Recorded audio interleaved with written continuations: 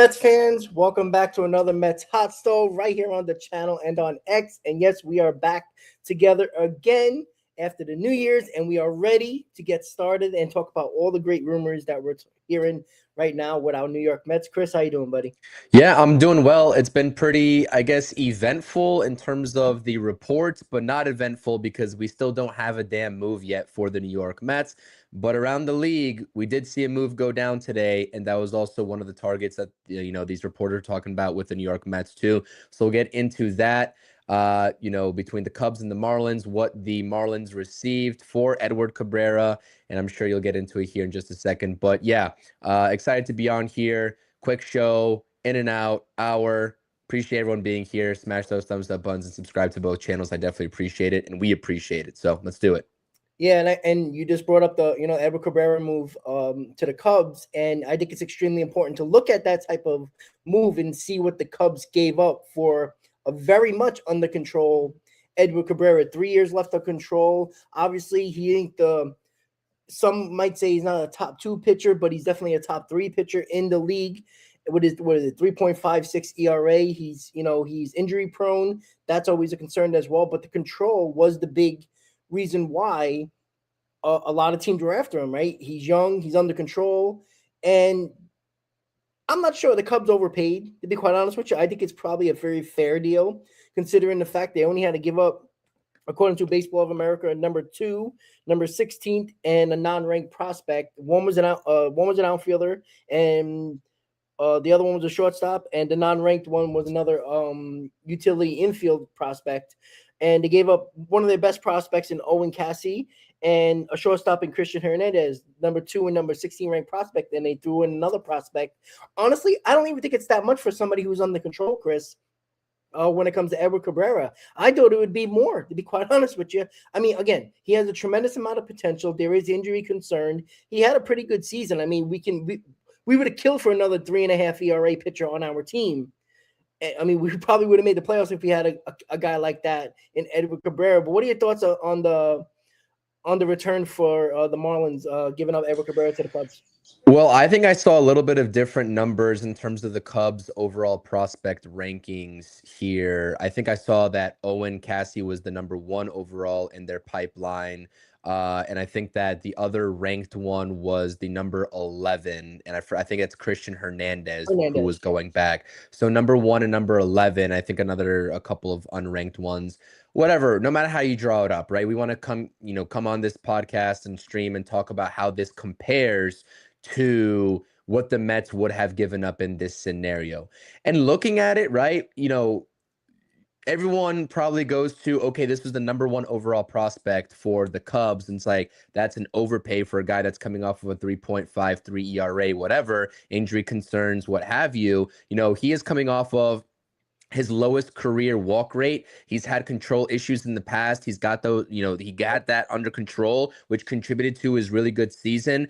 But, it's about trajectory. He's still young, 3 years of control left, like you said, in those arbitration years. And that's something that teams value. And clearly the Cubs did. And the Mets weren't just the only ones that were after him alongside the Cubs. The Yankees were nowhere close, even though we saw reports of them engaging the Marlins in talks. And so it looks like both New York teams were never even close to the offer that, the Marlins wanted. And we knew he wasn't going to come for cheap. And this is where we have this conversation surrounding David Stearns. Is he serious about offloading the necessary prospects that will entice teams to say yes? Because us Mets fans, we are tired of coming in second and third place with these talks, right? We want to get someone in the door. And, even despite the concerns that people have had and have voiced to me and you about Edward Cabrera, I still would have liked Edward Cabrera in this rotation, right? I really would have. And so let's just get to the comparison here, right? We mentioned number 1 overall in the Cubs system. He was the number 47th, and he still is the number 47th overall pipeline prospect in the MLB. So that's basically equivalent. Jonah Tong is sitting there at 46. We're talking about position player versus pitcher there. If you want to compare position players, you're talking about maybe a Jet Williams comparison is the closest thing that you can probably compare there with the pipeline rankings. Jet Williams is sitting, I think, ending 2025 on number 30. And then also that second ranking there, their number 11 prospect who's unranked, he was in high A ball in 2025 and posted subpar numbers, but he's young enough to kind of, I guess, translate that potential and look at the trajectory. I would equate him to maybe an Eli Serrano type as an outfielder for the New York Mets, who's the number 12th overall in our farm system right now. Yeah. So it'd be basically, Jet Williams, Eli Serrano, and a couple of unranked prospects that nobody would probably cry over for Edward Cabrera. And if you're asking me if I would do that deal, I definitely would do that deal, right? I definitely would do that deal. The Mets don't get Edward Cabrera, and now it's back to the drawing board again on the trade market, because we also did hear some rumors about, the Mets wanting to prioritize the trade market over the free agent market for pitching. So, yeah, man, that's I don't know exactly if I can, I guess fault the Mets for not being too aggressive. Clearly, the Yankees also, finished second fiddle here to the Cubs alongside the Mets. It's kind of hard to project out. I just hope that they have something up their sleeves. And I hope that when it comes time to it, if they are prioritizing some of these other pitchers on the market, maybe like a Chris Bubich, who we should talk about, I think, of the Kansas City Royals, maybe a Freddy Peralta. I know it's two different situations here because Peralta's a rental, whereas Cabrera is 3 years control left. I hope that when it comes down to it, if they like what they see in these other targets, they make the move and don't think twice about trading what's necessary. Obviously, there's limitations involved. Carson Bench, Jonah Tong. There's limitations. There's always going to be. But for the right price, you got to make the move at this point, given how this rotation is looking.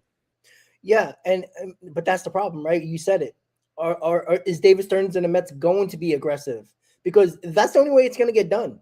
That's the only way it's going to get done. Clearly, the Yankees or the Mets weren't aggressive enough for Edward Cabrera, which, again, some will be okay with, some will not. Here's what we know. Edward Cabrera would be the second best pitcher on the New York Mets. Let's be quite honest about that.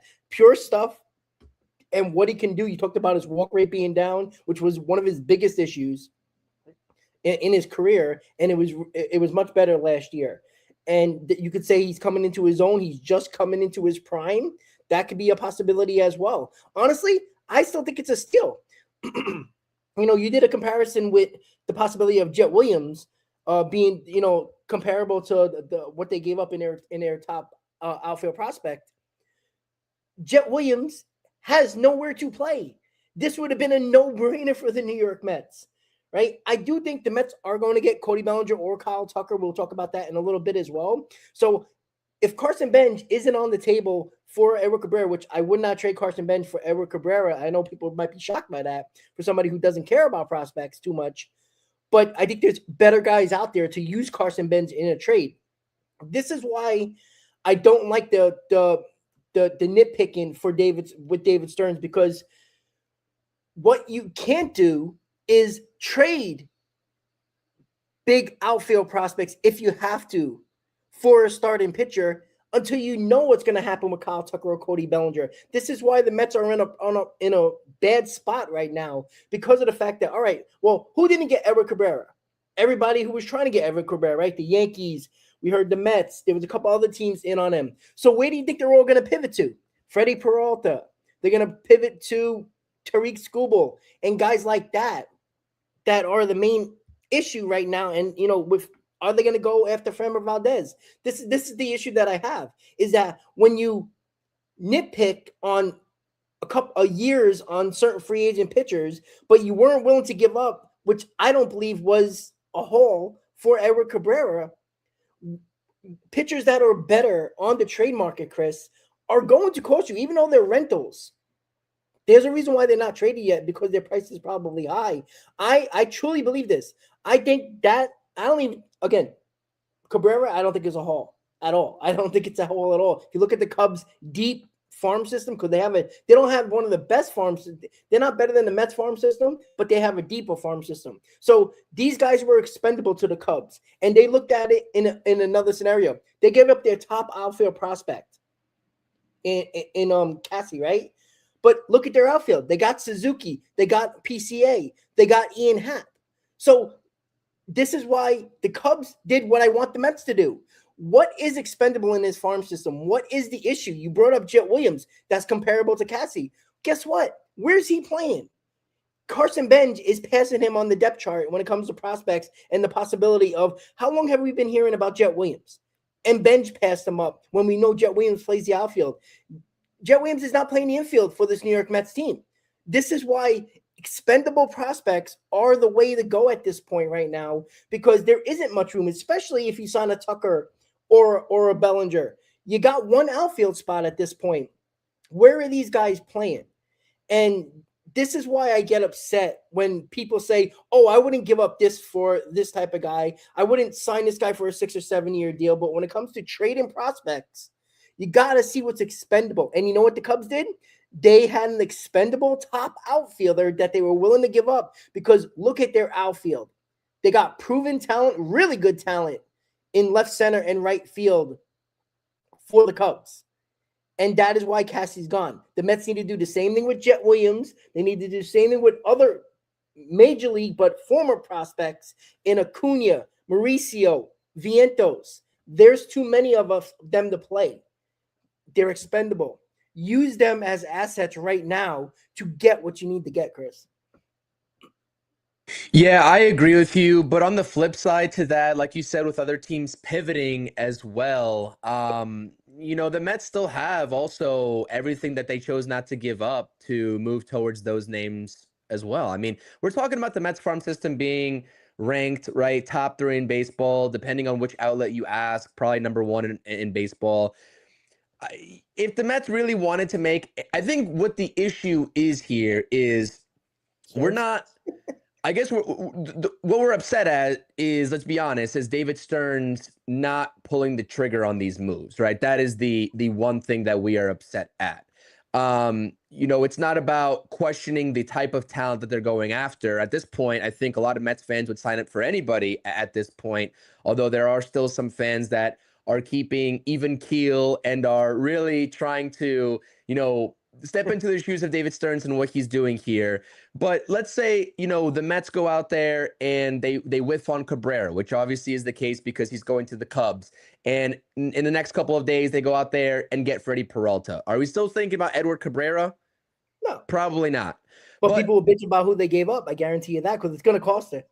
Oh, for sure. I mean, but okay, so let's compare this, though. Let's compare this, because I think, right, Edward Cabrera, Freddy Peralta is clearly better at this stage of his career than Edward Cabrera. I think we can all agree on that. But you're talking about the trajectory and upside of Cabrera coming off of a career year, and Freddy Peralta is pretty much coming off of a career year as well, but he's a rental.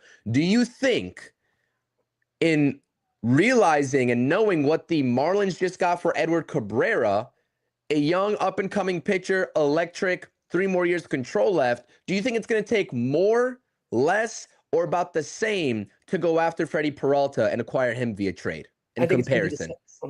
Sorry, I think it's going to be the same, honestly. The only reason why, because Peralta is better. He's an ace, and some might say a top 2 starter. Cabrera can be a top 2 starter, but right now you could probably slot him in as a number 3, right? Probably in the Mets case, a number 2, because of what they have in their rotation right now. I think it'd be the same, to be quite honest with you, because Peralta is better. He's shown he's better. He has been the ace of a staff. He would be an ace of the staff for the New York Mets. So I think it would cost you that. I think it would cost you a Jet Williams, and like you said, Eli Serrano, which is the guy I pinpointed to when I was looking at the Mets top prospect list for Edward Cabrera. Him, and I was like the Nick Morabito type, like around that area right there. That's somebody that's not a top 10, but somewhere in between 11 and 20 that I think the guy I was looking at. I think it would cost you about that. And the problem is, the Brewers are very good at what they do when it comes to pinpointing prospects. And then you also got to look at, well, maybe they don't need infield prospects, right? So Jet Williams is probably off the table. Well, guess what? Who they're going to ask for? Carson Benj. Are they going to ask for a Ryan Clifford? Guys like that. You got to see what the Marlins are a weird team, because they'll take anything that's the best prospect. It doesn't matter if it's a pitcher, short, infield, outfield. It doesn't matter, because they're a weird. They run their team differently. With the Brewers, who had the best record last year and obviously didn't win, which they never do, but it's what they really need. And if you see what they needed, their outfield's kind of old. Let's be honest about that. When it comes to Christian Yelich, he's on his way out. So they need a top prospect. I guarantee you that Cassidy is going to be up here with the Brewers, probably get a chance to win a job in the Brewers outfield. So you have to look at that as well. It's just a matter of what the Brewers are looking for. And if the Mets pair up well, I think they could get him, but I think it's going to be more than the same that the Cubs gave up for Cabrera. Yeah, that's a good point too. You have to also take into account these other teams, the trade partners situation, and the Brewers are pretty much set. I think they've got Vaughn at first base. Blanking on who their second baseman is. I don't know who their middle infield duo is, but I think they have a young second baseman that just came up. They have Caleb Durbin, obviously, there that they acquired in the Devin Williams deal too. They've got Jackson Churio on the outfield, but yeah, Christian Yelich is always, plagued by injuries at this point of his career. So it is a different situation. And the Marlins, the landscape of it is just night and day different if you were to trade with the Marlins. But it's not just limited to the names that we're talking about here. We're saying that for comparison purposes, but of course, and this is what shocks me, right? And going back to this conversation, the video that I dropped on my channel earlier today, if you guys missed it, go check it out after you watch the stream down in the description, because we heard, The Athletic, the reporters, Will Salmon and Ken Rosenthal, who always do pieces together, right, and report on essentially the same thing. They're saying that the Mets are interested in the top free agents remaining on the pitching front, which at this point, with Tatsuya Amai off the board to the Astros, would be Framber Valdez and Ranger Suarez, both lefties. But they are prioritizing the trade market first. So they're looking at the free agents, but they want to see what's out there in the trade market first. And that kind of shocks me too, because if we've seen this, I guess, timidness for David Stearns, and with David Stearns to go after these big trade targets last year, your guy, Garrett Crochet, went to the Red Sox. The Mets were in talks, but ultimately didn't want to give up a strong package of Brandon Sproat and Jet Williams. And so he went to the Red Sox and flourished and also got his extension. This year so far, it's been, a handful of names, most recently, like we saw today with Edward Cabrera. I'm shocked that this is the case and what's being reported, that they are prioritizing the trade market. The only thing that I can think of, because that report by Salmon said the Mets are interested in both rentals and players that are under control. So that is including Skubal, if he's available. That's including Peralta. That would have included Edward Cabrera before he was traded. That includes Chris Bubich and whoever else is on the market. I think they mentioned like Brady Singer or whoever else from the Reds that they're willing. Who was that? Mackenzie Gore. Mackenzie Gore, too, for the Nationals, correct. So it's just kind of shocking to me, because I think that the Mets would be better off just signing a guy to the deal that they and the parameters that they want within reason, because obviously it's a two-way negotiation, but instead of letting go of the prospects. But it's in reverse, and that's basically what we have to go off of with what we heard this morning from The Athletic in that article. Yeah. A little bit shocking to me, but we'll see what plays out. Another name that I like, man, is Chris Bubich. I think that if the Royals are willing to part ways with him, I know he is coming off of Tommy John surgery in 2023. I guess he came back for a little bit in 2024, but he really, I guess, played the most games in quite some time and started the most games, I think 20 in 2025, pitching to like a 2.55 ERA. He's a lefty. He's not really a flamethrower. He pitches to more so soft contact. You can draw comparisons to like a Ranger Suarez in that manner, but I like what I see from him too. I'd be open to seeing what the Royals would want for him if I was David Stearns. But the one piece here that nobody knows about, and the Dodgers will always be in on no matter who the Mets are going to be on as well, is definitely Tarik Skubal, right? The Tigers have gone radio silent on the Tarik Skubal front. And that's unfortunate, but that's the reason why. That's the ultimate reason why I think the Mets are still waiting and not touching the free agents right now. Because I think, regardless if people really want Skubal or not, and to give up that haul for a rental, knowing that he's represented by Scott Boras and may not sign an extension ahead of the lockout, or maybe he could, because the lockout could change the landscape of his thinking and Boris's thinking. But I think that there's no way that the Mets are not contemplating and just lurking for a deal for Skubal if the Tigers are really willing to listen. And that's the one thing, that's the missing piece of this offseason that I haven't heard in quite some time about what the Tigers plan to do with Skubal moving forward. The Dodgers are going to be there. They're going to make a run at Skubal. I think Skubal has some ties to California too. Is that where he's from? I could be mistaken, but that's what I heard. And that's the really only reason that I could see the Mets waiting for this trade market to materialize. Because guess what? You could go out there and get a guy like Ranger Suarez on a friendly deal, 3 years. He's coming off of great back-to-back seasons. No, he's not an ace, not even close. He's a mid-level rotation starter. You can go ahead, add him to your rotation. I've been saying this for countless of weeks now. Trade David Peterson. I've seen enough of David Peterson. We know what his ceiling is, and he fell apart in the second half. You get better by those two moves alone, swapping those guys, and you still have the freedom to go out there and trade for your top arm. That's the way that I would play it. So I'm actually shocked that we're hearing what we're hearing from Rosenthal and Salmon. Yeah, and that's the thing, though. Like, I mean, it's so much easier, like, for everybody who wants to be a prospect hugger, or the same people complaining that they wouldn't give a 4 or 5 year deal to Framber Valdez.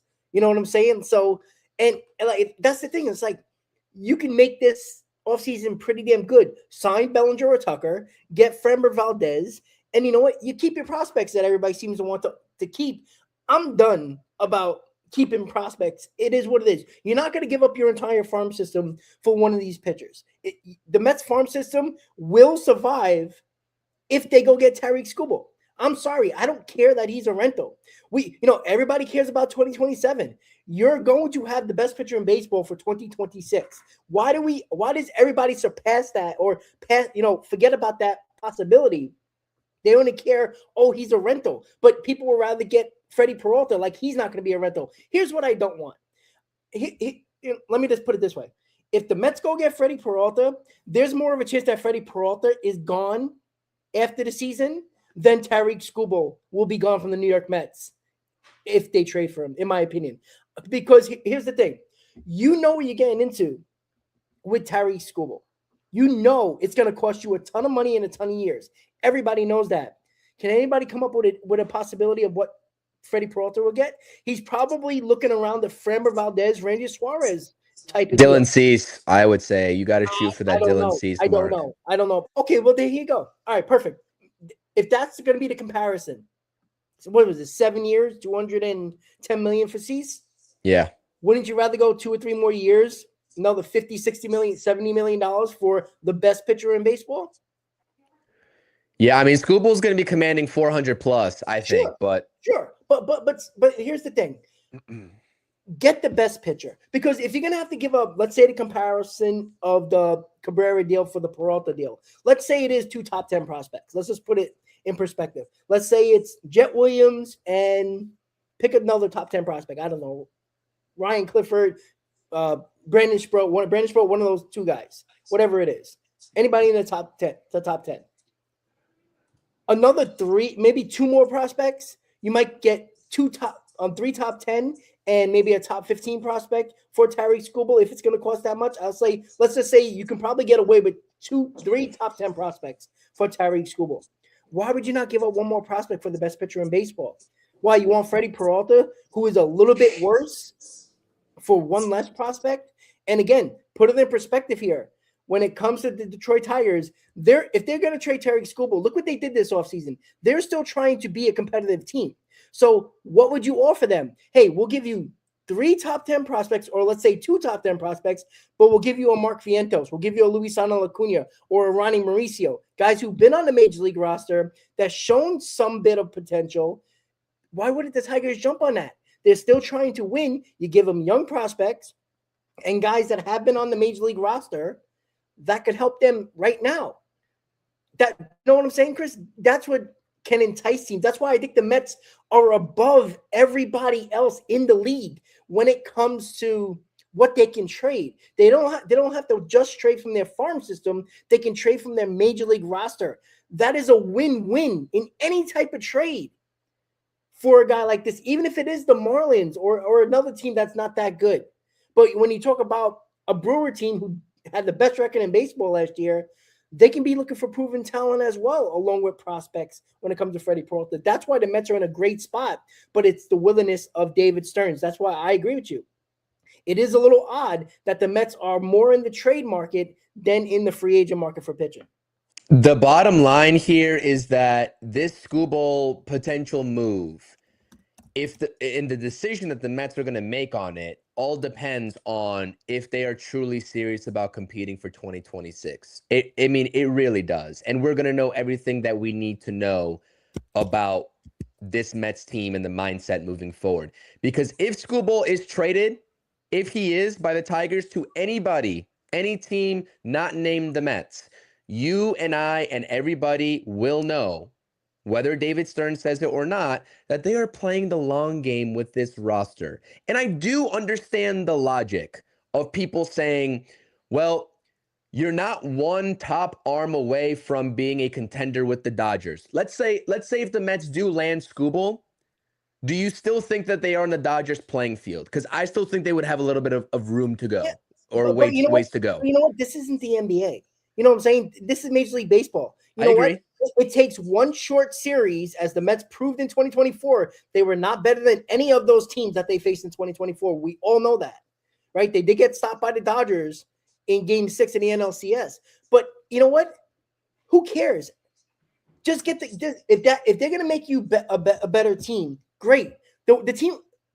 You could have had a solid pitcher in Edward Cabrera last year. You don't think he would have won 3 to 5 more games for the New York Mets and won 87, 88 games, and we would have been smoothly in the third wild card? Yeah, doesn't mean we were going to win, but as everybody keeps on saying, if you're going to make, I'd rather just make the playoffs, right, and see what happens. So, I'm against go all in and get the best player. Be the best team, because anybody can talk about all they want. Oh, how are you going to replace these numbers from Pete Alonso, Brandon Nimmo, and all this nonsense when the Mets can sign a Cody Bellinger or Kyle Tucker? I truly believe it's probably a better, 3 guys in Lindor, Soto, and Tucker. I mean, that is an elite core right there that we're talking about. And even if you get a Skubal or Peralta, this is a guy that every 5th day you can win. This is not a 3 or 4 game difference that we're talking about with a Tarik Skubal or even a Freddy Peralta. You're talking about closer to 10 win difference, because every time they go out there, you have a chance to win. Not saying you are, but in 30 starts, he can win between 18 and 20 games for you easily. And that is what I just don't understand with anybody's perspective when it comes to certain pitchers. It's not about, right now we're a 75 win team. And how do you know that? Just because it's on paper, right? The 2024 win team was a 75 win team as well, right? And not saying they won a ton of games, but you know what? They made the playoffs barely, and they got to Game 6 of the NLCS. I'm not saying they can beat the Dodgers or not, but the whole point of the season is to make the playoffs, right? I don't think we're the first or second team in our division, but what does it matter, Chris? I think you need to do what you need to do. If David Stearns he pinpoints everybody, let's be honest. He's in on everybody. He dips his toe in everything. He just never jumps in. We'll know exactly what David Stearns is trying to do this offseason if he trades for a top starter or signs a Valdez or Suarez. If he signs somebody, now I'm like, okay, this guy actually wants to spend money. Or if he trades for somebody in the caliber of Tarik Skubal, Freddy Peralta, I'm like, okay, now he's willing to trade. This is what I want to see. Until he does it, I don't believe he will. That's the problem that I have. He's been this team's president of baseball for 2 years, going on 3, right? End of 2024 or 24, yeah, going on 3 years now.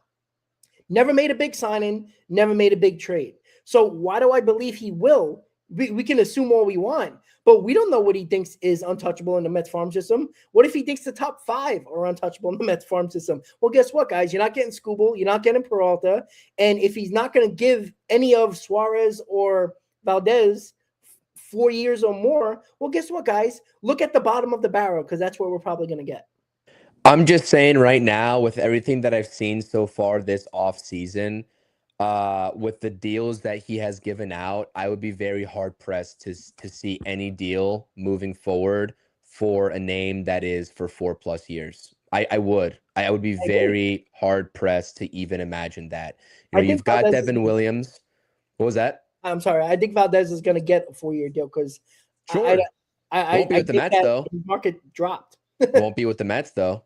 I don't think I so. think 4 years is the max, to be quite honest with you. Well, here's the thing, Chris. What if Peralta goes off the board tomorrow and it's not the New York Mets? You know what that does? That gives more of an incentive, or more of a reason for Valdez to come back and says, "Hey, you're running out of pitchers here.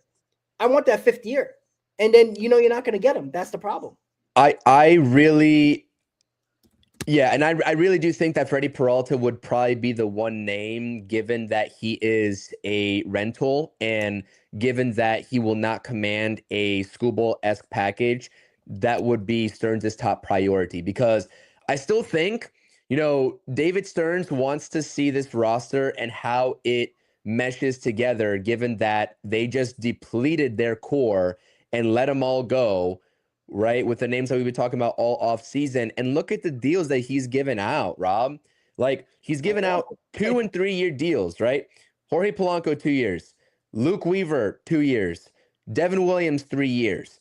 He's not going long term with this team because he wants to see how they perform before he makes any long term commitments. And that's why I'm like, any of these names that are in the 4+ year range, probably not going to get them. And that's why they're probably in on a rental. And I do agree with what Dolo was saying in the chat, or somebody said in the chat, I forgot who it is, but there was something that came out that said that, Stearns is very confident in this roster as it is.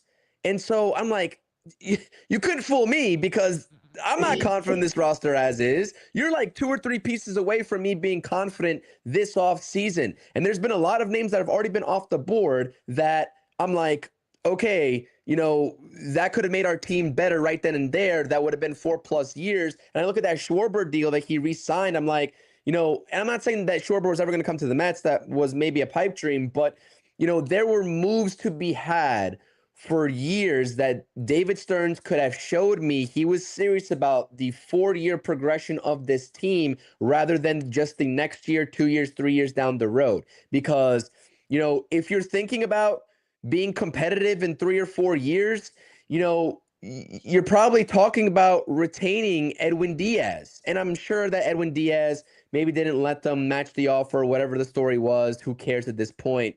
But yeah, Rob, I'd be very surprised. I'm not even trying to be and sound pessimistic here. I just really believe in what I've been saying for a couple months now when we've been seeing the start of these moves, is that he is going to hold firm on this 2 to 3 year plan that he has. He's going to let these prospects come in and phase in and get ready. And then once he figures out which prospects can actually ball in New York and the ones that can't, then he'll start making long-term decisions on the position groups as needed. And unfortunately for us, that means that 2026 is still an experimental year. Now that has time, and there's time for that to change, right? David Stearns, with what he does within the next couple of weeks before pitchers and catchers report, can change that very outlook. But in the same breath, I look at this team on paper, and I'm still like, I'm not the most bought into it, but I still can see them being better than last year, as crazy as that sounds. I can see them putting together a couple more wins than last year. Is that going to convince me that there's some World Series contending team in the National League? Absolutely not. But yeah, like I said, if Kyle Tucker, and we have to get into Kyle Tucker because that's a very interesting name from the offensive side as well, especially paired with Cody Bellinger on the market and what's happening there, especially with both New York teams. But if he goes out there and he commits to Framber Valdez for a 4-year deal, I don't think it's happening. I think I think this is what's going to happen. If Framber ends up on the New York Mets, it's going to be a Tatsuya Imai-esque deal where he gets 3 years with the Mets. AAV is probably going to be 30 plus just to entice him to take that short-term deal, and he's going to have a chance to opt out for a longer-term contract each year. And that's what I can see David Stearns committing to with Framber Valdez. But if another team is offering 4 years to get him in the doors, I don't think David Stearns is matching that. There's been no ounce of even second thought from David Stearns in the entirety of this offseason to hit the panic button and overpay versus what he thinks the value actually is. I respect it, but at that point, you're losing out on a lot of talent. And so that'll only take you so far. Well, see, this is the problem. When he was, Will Salmon did say that Stearns likes this roster. If you like the roster so much, why do you have a second, third conversation with Framber Valdez? Why'd you have a conversation with Ranger Suarez? Why are you in the trade market for top starting pitching then? You know what? Jonah Tong should be in the rotation on day one then. If you're that impressed or that satisfied with your roster or excited about your roster, Brandon Sproat and Jonah Tong should be on this team. You trade David Peterson, you trade Kodai Senga, and play Carson Benjamin and play Jet Williams in the outfield, right? You don't think they're going to already be on the roster as of day one right now with the way this team looks? I think that's already a lock that they will be. Who else are they going to throw out there? Well, no. I'm saying if they're not going to make these deals, right? Because that's who's going to be pitching. But that's what I'm saying. Like, then why talk to Framber Valdez if you're so confident in your roster or so excited about this roster? Then, if you're so excited about it, what's there to improve on then, right? Well, that's what I'm saying. I think that he's prioritizing the prospects, and that's fine. He would like to go down that route, but signing Valdez to a 3-year deal still stops Sproat or possibility of Tom, both of them being in the rotation most likely, unless you trade David Peterson or Kodai Senga. Right. So this is what I'm saying. This is what I was trying to say, is that he would like to have one or two of those guys start off in the minor leagues, right? Given how last season ended, but he's not going to overpay Framber just to make that happen. If he needs to make it happen to where Jonah Tong and Brandon Sproat are pitchers in the rotation starting day one, I think he's comfortable with doing that. Honestly, I really do. All right, let's say to pitching. So why are you so far involved and aggressive towards Tucker and Bellinger then? That's what I don't understand. That's what I don't get. That's the point. What's the plan? That's what I don't understand. Because Kyle Tucker and Cody Bellinger makes no sense at this point. Because you got Jet Williams, who is a projected who could be playing the outfield, and Ryan Clifford as well. This is what I'm saying. Like, the Mets are in a good spot, but David Stearns is putting them in a worse spot, I think. Because if you sign Cody Bellinger or Tucker, guess what? These outfield prospects, or at least one of them, probably two of them, if you're going to do with Benj, Clifford, and Jet Williams, which I'm considered Jet Williams an outfielder at this point because he ain't playing the infield anytime soon. What are you going to do if you sign one of those guys? Because Cody Bellinger and Kyle Tucker, let's say the Mets get him on a 4-year deal, which would be crazy to me. I don't think any of them are taking 5-year deals or 4-year deals or less. I don't believe that at all. I don't believe that at all, because at the end of the day, these guys are going to get 5. Cody Bellinger's not taking less than a 5-year deal. He has a 5-year deal on the table from the New York Yankees. You think the Mets are going to go 5 years? Because they're still very much involved from all the reports. Cody Bellinger and the Mets are very, very much a possibility. Now that Kyle Tucker, I find it very hard to believe Kyle Tucker's going to take a 3-year deal with a 1-year opt-out. I find it very hard to believe. Because he is the best outfielder on the market. And I think the Blue Jays are aggressive enough where they'll give him a 5+ year deal. That's the problem, is that, they're always in the mix, but they're really not in the mix. And this is what I just don't understand. Listen, play Jet Williams and Carson Benjamin in the outfield then. Why? Because the Mets don't have to sign or trade for anybody. Why? Right? You trust your roster so much in your farm system, put them in the rotation. Put these guys in the outfield. I said this before and I'll say it again. If you're going to play the prospects, stop bullshitting around with all these guys that are on the market right now and play them. That's it. What is so hard about this? If you want to be this, I don't want to pay this guy this much money or trade all these prospects, then you got to play them. Because right now, if you sign one of those guys or trade for one of those guys, you're taking a spot from one of the guys in your farm system. So you're counteracting, or you're completely changing what you're saying, because Framber Valdez is going to require, or Tarik Skubal, whatever top pitcher you might sign or trade for, is going to take away from somebody, or at least to sign and not really a trade, because that kind of lessens the burden in your farm system. But let's say you do sign Framber Valdez to a big 3-year deal. That's going to stop somebody if you don't trade Kodai Senga or David Peterson. Because right now, the Mets have a quote-unquote proven rotation because these guys been here a while. It was obviously not Nolan McLean, not proven yet, but he's getting there. You know what I'm saying, Chris? That's what I just don't understand. Like, maybe the starting pitching, I can get on board with. I can understand. All right, I got Sprout, I got Tong. But the outfield aggressiveness, according to Will Salmon, I think, this isn't, some bullshit reporter that we never heard of. This is Will Salmon, Ken Rosenthal. On and on we go. A legit reporter stating that the Mets are very aggressive in the both outfield guys on the free agent market. That's what it just doesn't make sense.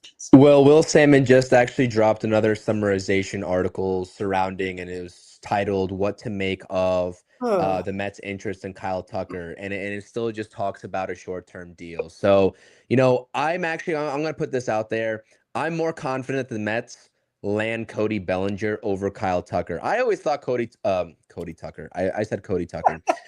I always thought that Kyle Tucker was a pipe dream for the New York Mets, and I still do. And the reason why I say I think that Bellinger is more, first of all, he could be considered more of a fit with the amount of positions that he plays. His bat is not as good. Let's be objective about that. But, I'm more confident in the Yankees dropping the ball on re-signing this guy than the Blue Jays dropping the ball, who have already proven to be very aggressive. And if there's any gap in negotiations between the Blue Jays and Tucker, they will close that gap quicker than the Yankees will close the gap that they currently are presented with Cody Bellinger. And I think that the Mets are just sitting there and looking at the Yankees and the Blue Jays. It's like, all right, one of you guys, you either make the move or you don't, and if not, we're swooping in.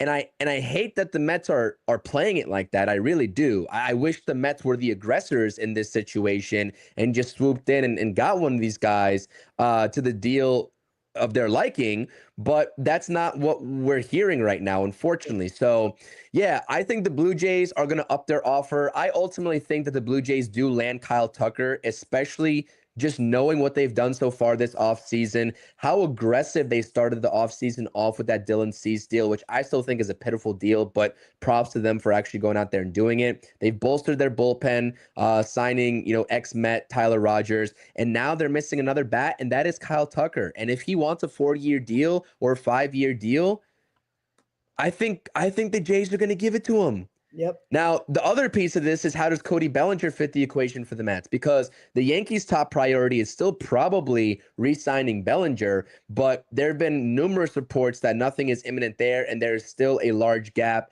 in negotiations between those two sides.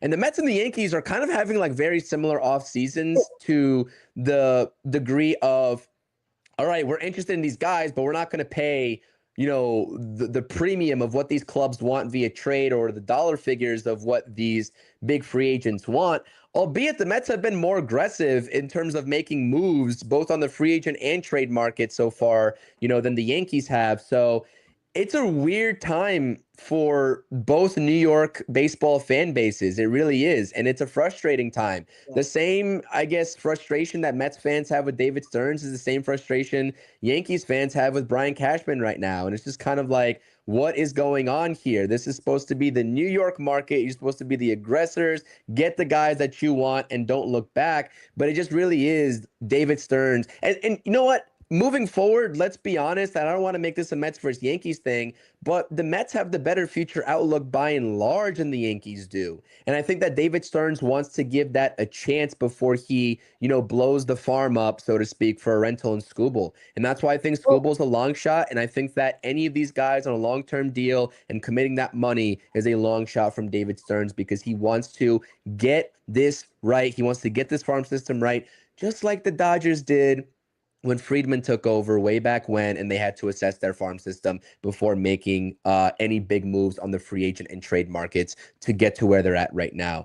I think it's the same sort of plan. And if you want to take away Steve Cohen saying he wants to be the Dodgers of the East, maybe not quite the successes, but the process of that success. It sucks. I'm impatient.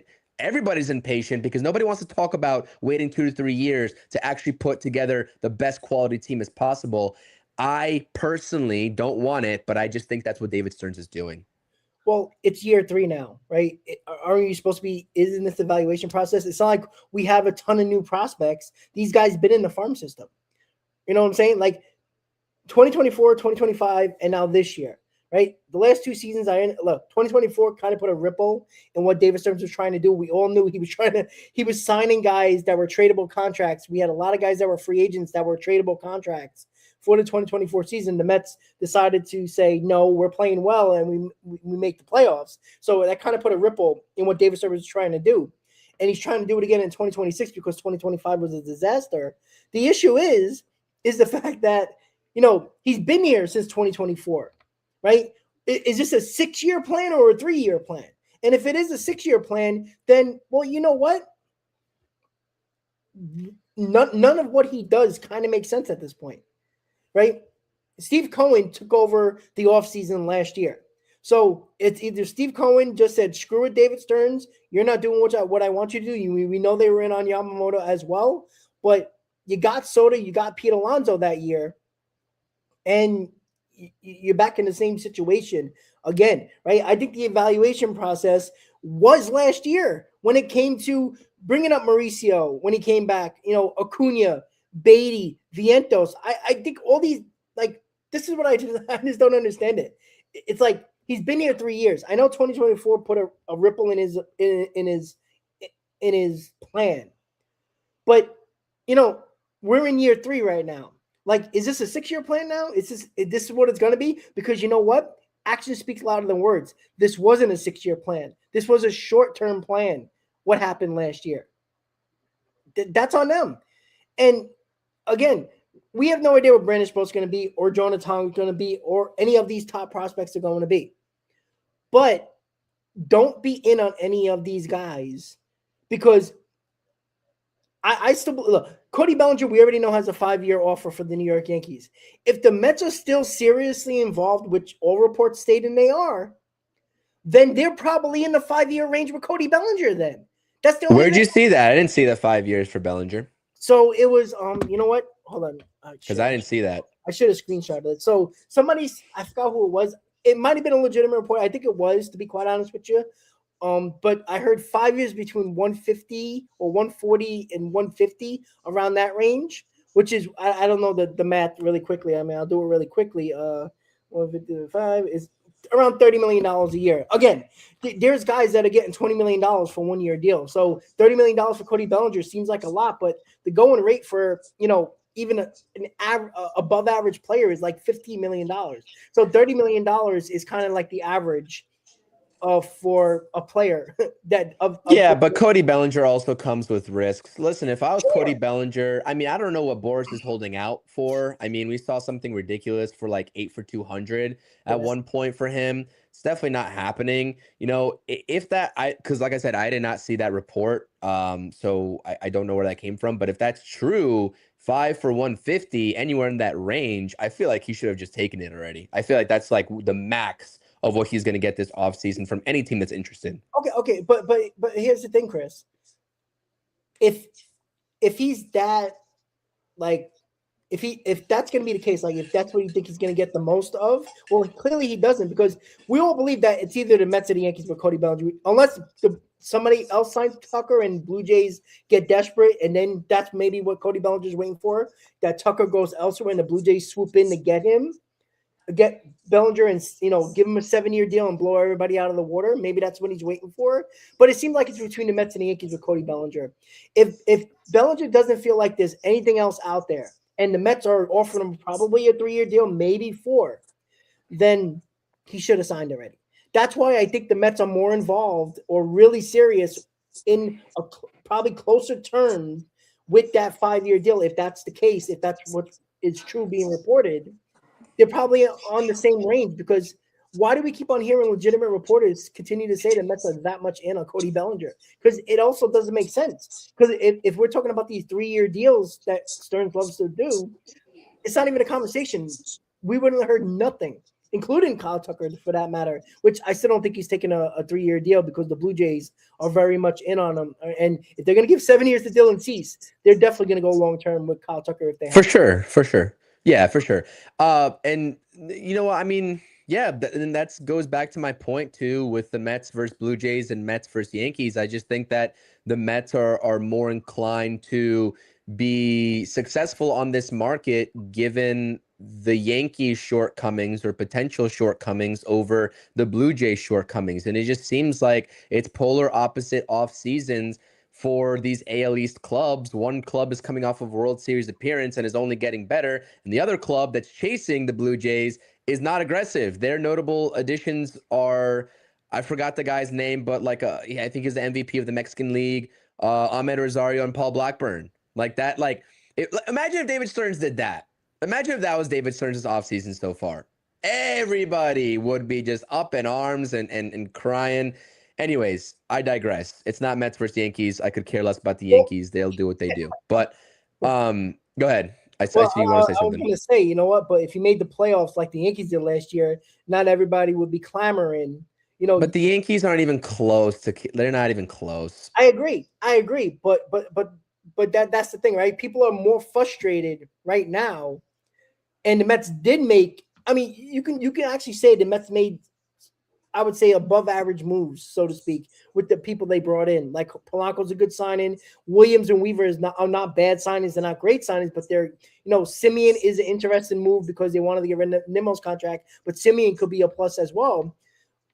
But the Mets didn't make the playoffs last year. That's why people are up in arms. Right. Yankee fans are spoiled brats. We know this, right? They make the playoffs every year. That's why I tell Met fans, if you start making the playoffs every year and you don't win, you're going to act like Yankee fans in a few years. That's exactly what's going to happen. It gets stale when you make the playoffs every year and you don't win. And Yeah. again, we would love to have that problem. I tell you that. We all would love that, right? Let's make the playoffs 3 years in a row, the first time in this team history. That would be lovely. But you also got to win, because it doesn't matter if you keep on making the playoffs and continue to lose. This isn't Milwaukee, right? Milwaukee makes the playoffs every year, but they always find a way to not be good enough because of, they're not good enough. So Yankees too. Yeah, correct.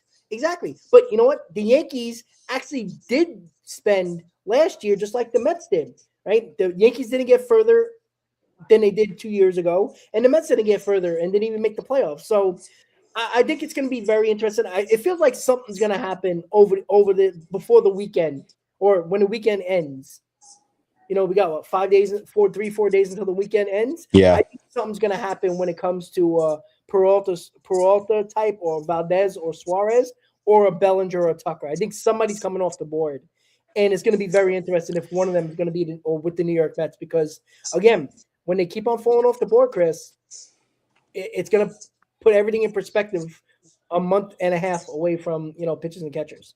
No, you're 100% correct. I mean, it's weeks now until pitchers and catchers report, and we're approaching February. So these names are going to have to get moving here, and not maybe take what is given to them, so to speak, but start making quicker decisions, because we're not anywhere close to the winter meetings. That's well behind us. So this is going to get interesting real quick. And I do agree with you with how much chatter we've been seeing. It's just we don't have anything to go off of based off of the reports, and everything says nothing is imminent, but it seems like something is brewing for somebody out there in terms of one of these big names, whether it's the Yankees, Mets, Blue Jays, Dodgers, whoever. And we'll see how it plays out. And this is interesting too, when we're on the conversation of the Yankees, Explosive here saying Cashman is lucky that the Mets are having a offseason that's unique, that kind of takes the eyes and pressure off of him and the Yankees, which is absolutely correct. I mean, the Mets, I don't think they're having a terrible offseason right now. If they go out there and make the next 1 to 2 moves that we all want them to make, I think that it would be a great offseason. But losing the core that everybody has come to know and love, Edwin Diaz especially, and Pete Alonso at first base, if they're seriously thinking about Polanco at first base like that, that's a lot of question marks right there to take a chance on, and that's what has fans worried. But I do agree. I mean, if the Mets had made the playoffs last year and the core was intact and remained, right? I'm not saying that's how it would have played out, but if that's the situation, then nobody would care what the Mets are doing right now, and they haven't signed somebody big. They'd just be talking about the Yankees going out there and spending pennies on Ahmed Rosario and Paul Blackburn to come back on a 1-year deal. So it just puts things into perspective. But let's talk about this here. Fireside Mets account on X is, I guess, summarizing the Will Salmon article that is behind a paywall, as it usually is, which is annoying.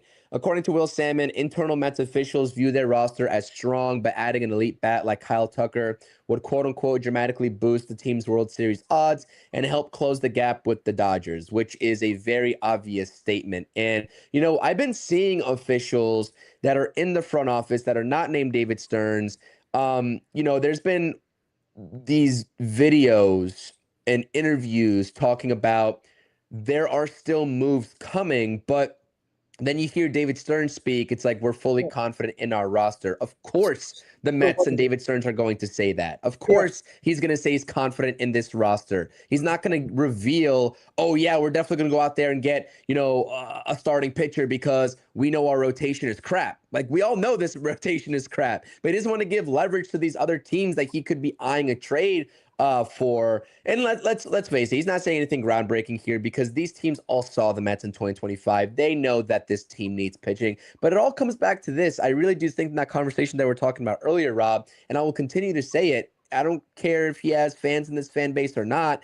I was one of them. I'm not sold on him any longer. I think David Peterson needs to go, man. I think that he needs to be the first domino to free up a roster spot and bring in and backfill that spot with whatever caliber arm you want. And I think that is a little bit more likely at this point, especially because he's going into his last year of arbitration before he is owed a free agent contract. I think that he's a more likely trade candidate for the Mets than Kodai Senga is, really. Yeah, but I want to keep a guy his contract here. I think he's going to be good. To be quite honest with you, I think he's going to be good. I think last year was because of the innings he threw coming off of surgery in 2024. I think that was a huge reason where he just ran out of gas. I think he's going to be damn good this year. I would not get rid of David Peterson, even though I'm not against anything. I already said this. I would have blown up the core too, and I'm not against it like a lot of people are. Right? I think people are going to get over the fact that this core has lost over and over again. I still got to get rid of Kodai Senga. Kodai Senga before David Peterson. I think Kodai Senga quit on this team. David Peterson just ran out of gas. He didn't quit on this team. He pitched every time. Every time the Mets needed him to pitch, he pitched. Kodai Senga was not there for the team. I can't have this guy on my team. If I had to choose between one, it's Kodai Senga off this team. But I understand why David Peterson is appealing to other teams because he is a rental. He has upside. But that's the reason why I want to keep him is because of the fact that he's not going to be counted on like he was last year. I still think the Mets are going to get a starting pitcher, to be quite honest with you. But right now, it's Nolan McLean and probably Clay Holmes as your 1-2. So I'm looking at David Peterson as a 3 or a 4, and I think he fits well in this rotation in that spot, to be quite honest with you. Would you make a trade-off of Ranger Suarez and adding Ranger Suarez if David Peterson walks in trade? If that has to be the free agent target, no. To be quite honest with you. I would do it. I'd rather Valdez. I mean, I know Ranger Suarez shows what he can do. Well, I was saying Valdez because he's more of a 3 in line with what David Peterson is, and Framberg's like more of a 1 or 2 in the Mets rotation. Yeah, but I guess you can say that, but I don't think people see Ranger Suarez as a number 3. To be quite honest with you, I think he's. I don't know why. You look at my past 2 years because he throws 90 miles an hour. That's why. Right. That's the reason why. But David Peterson only throws 92, 93. I mean, he's not that hard of a tosser, anyways. Right. Like I said, if people are gonna put Ranger Suarez as a number 3, then I wouldn't pay Ranger Suarez. I don't think the Mets need number 3s or 4s. They need a top starter. That's why. But I think. Dolo, come on. Suarez does not. Look at this guy's statistics over the past 2 years. The Mets couldn't touch Suarez, and Suarez has been damn good. Like everybody just looks at the stuff and not look at the numbers. He's been damn good. He has been. If it wasn't for Suarez, the Phillies would have never made the playoffs. The way they would have never been where they were the last couple of seasons if it wasn't for Suarez. Because Christopher Sanchez just showed up last year as a big time starter. It was Suarez and Wheeler for the longest. So he's again. I don't think Suarez is gonna make a huge difference for this Mets team. To be quite honest with you, that's why I wouldn't bother getting him. Right. That's why if you're gonna sign somebody, it's Framber Valdez over Suarez. Right, for sure, all day. Yeah. So let's do a little prediction. And I got one question to ask you, non-baseball related, but again, Wait, I have a question for you because it pertains to exactly what we just said too, in relation to the pitching and whether we would go out there and get these guys because of the difference that they make. I'm seeing SNY Mets on Baseball Night in New York. Laura Albanese. The quote Okay. here is, she is drawing a blank on how acquiring Freddy Peralta and or Ranger Suarez could help solve the Mets pitching puzzle. And I do agree with you. If you're going to keep this rotation as is and add in Ranger Suarez, that doesn't make much sense.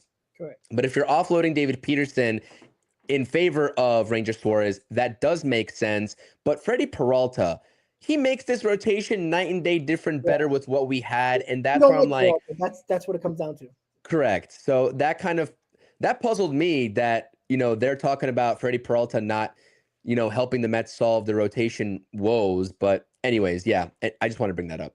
Yeah, exactly. Like I said, it's opinion at this point, right? We know David Stearns knows Peralta. If David Stearns knows Peralta and thinks Peralta is a top 2 pitcher, then you go get him. But again, that's her opinion. She thinks, she was on with Anthony Sobodishay, I think yesterday, if I'm not mistaken. She had a conversation on his channel, Yeah, and I saw that actually. It I was think a she good it said was a good something. episode. Good Yeah, insight. it absolutely was. And I think she said something similar to that. I don't know if she brought that out right away, but she kind of hinted at something like that when it came to Peralta. So again, it's an opinion at this point. We don't really know what Stearns is kind of thinking at this point, but we know he kind of developed Freddy Peralta. So you would think he Yeah. would like at this point. But all right, prediction time. By the weekend, do the New York Mets make a signing or a trade for a starting pitcher or an outfielder? And who would they be? Oh goodness. That's a loaded question. Um I said it earlier this stream. I said if the Mets are going to do anything on with what we've been presented so far, especially maybe given the lack of other the competing teams, although we don't know about this name, I think it's going to be Freddy Peralta, right? If it happens by the end of this weekend with how slow this market is moving, maybe not. But I'm going to say no, Rob. I'm going to say no. The Mets don't make a move by the end of the weekend, but I don't think they're done though. Like I don't think they're done. And the people that say the Mets are done, pack the offseason up, it's over.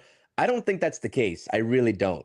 I think they will make a move. I just don't know what the caliber of the move is going to be. Like they could come out of left field. We could be talking about all these guys, and they can go out there and trade for a guy like Mackenzie Gore, right? In division, just absolutely shocking everybody. Right. And it just could come out of nowhere, right? Like the Polanco signing did, like the Like the Luke Chris Weaver Bassett sign. trade a couple of years ago. Right. And Yeah. so I can see that happening. But of the names that we've been discussing, the most likely I think is Freddy Peralta. And the only reason why I'm not saying Cody Bellinger is because of who represents him. I think he's going to wait out the market. I think he's going to wait until after Kyle Tucker signs. I've always thought that Cody Bellinger was going to be the last one to sign because that's how Boris is going to get more leverage for him in that deal that they're seeking. We'll just see if the Mets or the Yankees, give into it. So I'm going to say no. And we're going to have to go through the next couple of days with more videos about more rumors and more reports. And I hear you guys in the comments, whether you're watching this live or are watching on replay, I hear the frustration. I wish it wasn't always directed at me because there's nothing I control over the Mets making moves versus not. I still think they will make moves, and I will, give you all the information as such. But I can't make this process speed up any faster. I wish I really could. I want to see Mets moves. I want to talk about things that are happening with this organization, not that could happen. So yeah, Rob, I'm gonna say no, but I hope I'm wrong, and I hope that we do like a pop-up live stream talking about what the Mets have done. I just don't see it happening. Yeah, I think they're gonna go big. Minor league deal, baby. I feel it. I feel it coming. I feel it coming. No, Christian honestly, Arroyo. yeah. I really think the Mets are gonna land Bellinger or Tucker by the end of the weekend. I think one of these guys are coming off the board. I don't know why. I'm not. It's not confidence in me saying it. I just feel like there's way too much smoke at this point right now with those two guys that I feel like the Yankees are dropping the ball with Cody Bellinger. I think, they're not getting Kyle Tucker, and I think they're very much in trouble if they don't sign Cody Bellinger. And I think it would just be, the icing on the cake to take two of potential top Yankees back-to-back years would be just hilarious to me when the Mets are having I would say a subpar offseason. It would just be funny to me, but I think Tucker or Bellinger is going to be a New York Met. I felt that way for a while now, and I think that's going to happen by the end of the weekend. And one question before you go, John Harbaugh? Yes, bring him to New York, baby. Need it. I need the Knicks to get right because I saw some Knicks chatter there with the Pistons and that brutal L. It's like 3 L's in a row for the Knicks. Give me John Harbaugh to the Giants. We got Malik coming back, Cam Scatterboo. We got Jackson Dart, who's the future number 5 pick overall. Joe Shane, I wish he wasn't part of this organization anymore. The mayor, Mayor's is going to do what he's going to do, but give me John Harbaugh. Absolutely. Stefanski. No thanks. All right, guys. So that is an Mets hot stove in the books. Again, so many rumors, so much noise going on, but nothing happened as of yet. Will the Mets make a move? We'll have it for you if anything gets done, guys. Have a great night, guys. As always, Met fans, let's go Mets, and we'll see you next time on the Hot Stove Show, guys. Good night. Let's go Mets.